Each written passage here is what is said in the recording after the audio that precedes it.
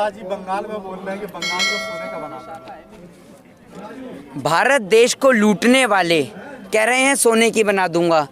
इन्हों के पास एक से बढ़कर एक ड्रामेबाज हैं। उस अमित शाह से ये तो पूछो कि भाई एक बात तू हमें बता कि देश को लुटवाने वाला कौन था। देश की हिस्ट्री कहाँ से पढ़ के आए हो आप? आपने इतिहास पढ़ा है देश का? देश को लूटने ही वाले ये लोग हैं। सोने का कहाँ से बना दोगे आप? एक बात मुझे बताओ, आपका भाई कभी बना है बीसीसीआई में सेक्रेटरी या सचिव?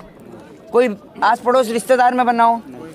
वो इसलिए नहीं बना क्योंकि इनके और मेरे पापा देश के गृह मंत्री नहीं हैं, लेकिन जैसा के पापा देश के गृह मंत्री हैं। समझ रहे हैं?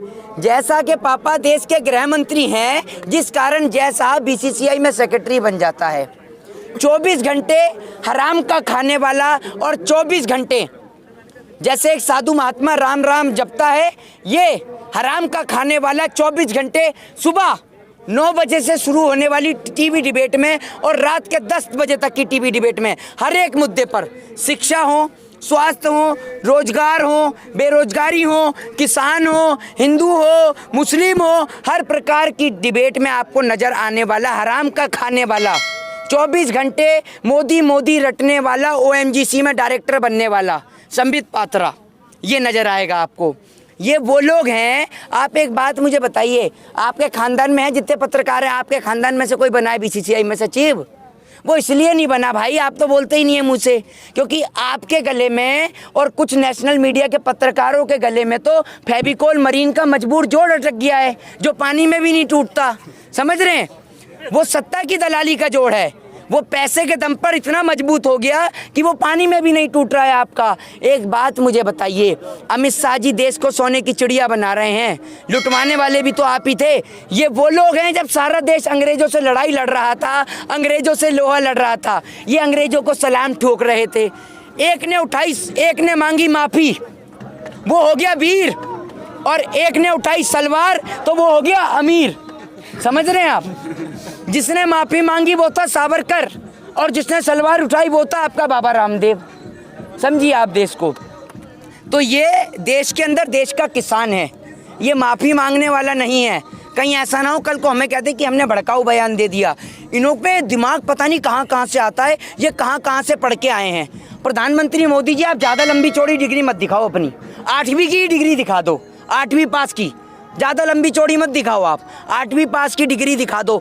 ऐसा कोर्स बता देते हैं कि चिराग लेकर भी ढूंढोगे तो भी इनका कोर्स नहीं मिलता। सब कुछ मिल जाएगा आपको, इनका कोर्स नहीं मिलता। आपको इसके कोर्स से क्या मतलब है? विकास पे ध्यान दीजिए, विकास तो कर रहे हैं ना मेरे भाई। विकास आपको पता, सुनिए, विकास तो देश का हो रहा है, इस बात में कोई दो राय नहीं है। स्विगी पे जो बाइक से डिलीवर करता था ना, वो आज साइकिल पे डिलीवर कर रहा है। तो इससे बढ़िया विकास क्या होगा? इससे बड़ा विकास क्या होगा? आप सुनिए, आप लोगों को लगता है, उस आदमी से जाकर पूछिए जो 500 रुपये ही दिन के कमाता है, और अगर वो उस 500 रुपये में 300 रुपये का पेट्रोल भरवा लेगा तो उस पर विकास कहाँ से होगा? आप अगर एक बात मुझे बताइए, उत्तर प्रदेश के मुख्यमंत्री से मत पूछ लीजिएगा विकास कहाँ है। वो सभी बच्चों का नाम उत्तर प्रदेश में, वो एक कानून भी जारी कर देगा कि उत्तर प्रदेश में जो भी बच्चा जन्म लेगा उसका नाम विकास ही रखा जाएगा। फिर विपक्ष वाले विकास की भी बात नहीं करेंगे, क्योंकि अगर कोई कहेगा विकास तो कहेगा लो जी, ये रहा उत्तर प्रदेश में ही है सारा विकास, और कहीं विकास नहीं है। उत्तर प्रदेश का नाम आया तो उत्तर प्रदेश में घटना घटी है नाम तो पहली बार घटी है। गुंडा प्रदेश है उत्तर प्रदेश। वहाँ का मुख्यमंत्री जो टसुए बहा देता है खड़े होकर कि मेरे ऊपर मुकदमा चल रहा है। देश के नेता कहते हैं कि मेरी जान को खतरा है। अबे जब देश के नेता अपनी सुरक्षा नहीं कर पा रहे तो देश की कहां से करेंगे और देश की जनता की कहां से करेंगे? इन्हों से अपनी सुरक्षा नहीं हो रही। आए दिन कोई ना कोई नेता आके बयान दे देता है कि मेरी जान को खतरा है, मेरे को मारने की धमकी दे रहे हैं, कोई मेरी जान को खतरा है। तो आप अपनी सुरक्षा कर लो ना पहले। जब आपसे कुर्सी नहीं संभल ली तो इस्तीफा दे दो, इस्तीफा ले लेंगे तो आपका तो कोई दिक्कत नहीं है। कुर्सी पे तो चिपके हुए तो इस्तीफा है, कुर्सी तो बड़ा मुश्किल से मिला है, चिपक गया। कुर्सी मुश्किल से कुछ नहीं मिला है। सुनिए मेरी बात, कुर्सी से जैसे इन्हें बिठाया गया है ना वैसे हटा भी दिया जाएगा। ये जो 24 घंटे ढोंग धतूरा रचते रहते हैं, प्रधानमंत्री मोदी जी कहते हैं जो कि जिस देश का रुपया 2014 से पहले कहते थे भाइयों बहनों मित्रों जिस देश का रुपया गिरता है उसके देश के प्रधानमंत्री की इज्जत गिरती है। तो प्रधानमंत्री नरेंद्र मोदी जी, आपकी कथनी और करनी के अनुसार आज देश का रुपया गिर रहा है तो आपकी इज्जत गिर रही है क्या? ये बताइए ना आप मुझे। भाइयों बहनों, चीन आता है, पिकनिक मनाता है, लेकिन हमारे देश के प्रधानमंत्री चुप और मौन रहते हैं। विदेश मंत्री वहाँ चाइना जाते हैं और कहते हैं बीजिंग का शहर बहुत ही बढ़िया है। भाइयों बहनों, मैंने गरीबी देखी है, मैं गरीब हूँ, मैं गरीब परिवार से हूँ। अरे 10 लाख का सूट पहनने वाला, 1.5 लाख का चश्मा लगाने वाला और लाखों करोड़ों रुपए विदेश यात्रा पे खर्च करने वाले इस इंटरनेशनल कोई भिखारी को तो तराश के लाओ। ये इंटरनेशनल भिखारी कहाँ खो गया? ढूंढो तो कोई से। भैया ऐसा भिखारी तू देश की जनता को बना दे। एक महात्मा गांधी थे जिन्होंने खुद नंगा रहकर देश को वस्त्र पहनाए, और ये एक इंटरनेशनल गरीब और फकीर है जिसने दुनिया के कपड़े छीनकर खुद ने 10 लाख का सूट डाला। ये इंटरनेशनल फकीर है। एक वो है, आए दिन आ जाएगा न्यूज़ चैनल पे, उसकी आँख ही नहीं खुलती, उसकी तो आँख यूँ खुलवानी पड़ेगी।